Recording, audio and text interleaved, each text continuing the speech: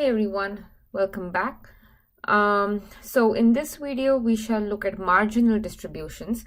So basically, in the last video, we saw how to write the joint distributions, right? So if you have two variables, we wrote their joint either probability mass functions or joint densities. Now, suppose you're given a joint density or a joint mass function.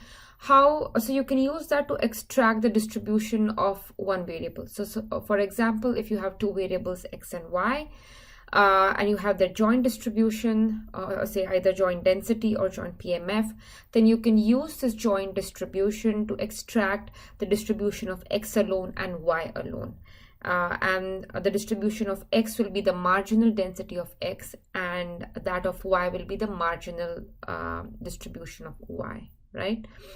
So let's start with a discrete case. So x and y are discrete, and p is their joint probability mass function. So the marginal function of x alone, right? So we're looking at only this one variable. It's basically, so I'm denoting it as p1x. So why 1? Because this function p and this function p are going to be different. A lot of time in the books, they might not use these suffix, right? So it's possible that books or material that you might come across won't use these different suffixes. So that's just to make things easy to write at least. However, you should keep in mind that this function is going to be different from this function, whether this one is present or not, right? So just to kind of drive the point that these functions are different, I have these different suffixes everywhere. So the marginal PMF of x is basically you take this joint PMF and you sum over all the y values, okay? And similarly, if you want to find the marginal PMF of y, that is the marginal or the probability mass function of y alone, so it's going to be some function. So it's probably going to be a different function. So therefore, p2 of y, and you sum this joint mass function over all the values of x. So let's take a look at an example, right? So for example, so this is a joint distribution given here, and I want to find the distribution of y alone. That means I want to find what is probability that y is 1, right? So there's no x here. What is the probability that y is, so maybe we can start from 0, y is 0, y is 1, and then we want to find the probability that y takes value 2, right? So this would be the marginal or the distribution of y alone. So probability of that y is 0. So remember, you sum the probabilities over all values of x's, right? So it's basically, maybe I'll make some space here first, right? So you have px of y, x and y, and so this is the probabilities, right? So I want to sum this over all the values of x's. So that's basically x is equal to so y is equal to 0 as well, right? So x is equal to 0 and y is equal to 0 plus probability x is equal to 1 and y is equal to 0, right? So I'm interested in probability that y is 0.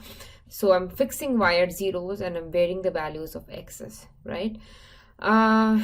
So that's basically sum of these two numbers, right? Y is 0, probability that y is 0 and x is 0 plus y is 0 and x is 1, right? And similarly, if you want to find probability that y is equal to 1, you can split this up as x is equal to 0 and y is 1 plus x is equal to 1 and y is equal to 1, right? And that's basically sum of these two elements here. And so you can guess by now that probability that y takes value 2 is going to be the sum of these elements in the last column, right? So probability that y takes value 0 is 2 by 7 plus 4 by 21, and you can do the math and see that you get these numbers.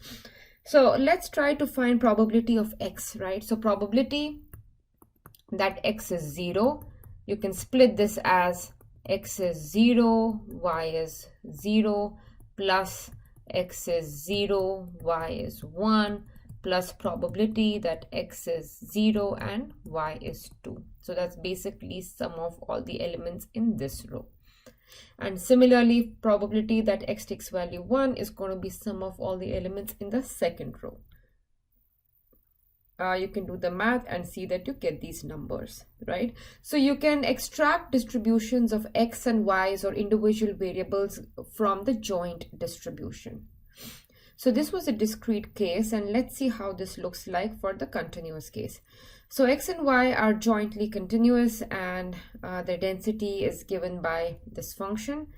So we can use this f of xy, this joint density, to find the marginal density. So let's see marginal density of x. So I'm calling this as f1x. Again, these functions are probably all different, right?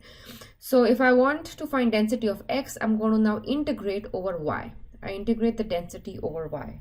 So you're doing the same thing as you did in the discrete case, except that you're replacing the sums with integrals. Similarly, marginal density of y is going to be some function f2 of y, and you integrate this density over x. So here is a problem that you can try out, right? So keep in mind that this is the range. So the density is given, and this is the set, right? So x is between y, and so you have x greater than 0, y greater than x, and 1 greater than y, right? So you have to keep these relations, you have to keep this in mind when you do the integration. So the question says find the marginal distribution of y. So marginal distribution of y is going to be some function f2, and then you're going to integrate this xy over x, right? You're going to integrate it over x because you're interested in the density of y. And now you're going to integrate over x, and x ranges from 0 to y, right? Because you have these conditions here. So go ahead and simplify this. I think this problem, you'll see this problem in the problem set following this video again. So you can do it then. And also, once you compute, so I'm calling this f1y. So once you compute this conditional density, right, whatever this is, right, you'll simplify this and you'll get the conditional density.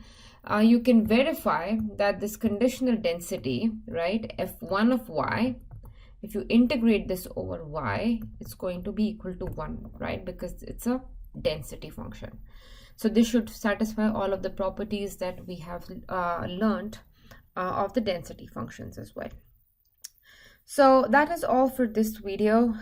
Do make sure you go ahead and solve the problems following this video.